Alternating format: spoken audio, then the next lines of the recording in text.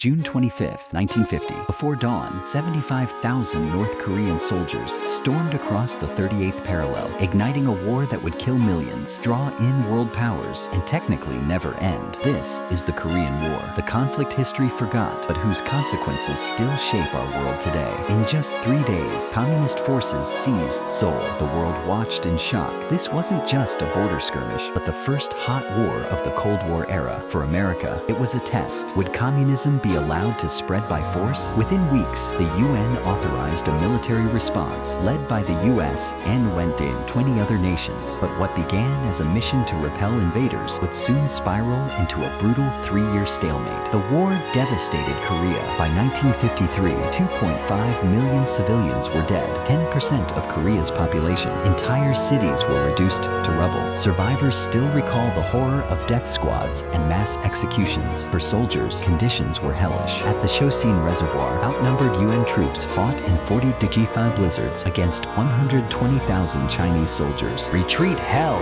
growled one Marine. "We're just attacking in another direction." In 1953, an armistice paused the fighting, but no peace treaty was ever signed. Today, the DMZ remains the world's most heavily fortified border, a frozen conflict where 2 million troops still face off. The war's legacy? A divided Korea, one thriving, one isolated, nuclear threats, and a warning. When superpowers clash through proxies, ordinary people pay the price. They called it the Forgotten War, but for those who lived it, and for millions still separated by that same border, it's anything but. Because until the last divided family is reunited, the Korean War isn't history. It's now. 5 million casualties, 70+ years of division. When will the Korean War end?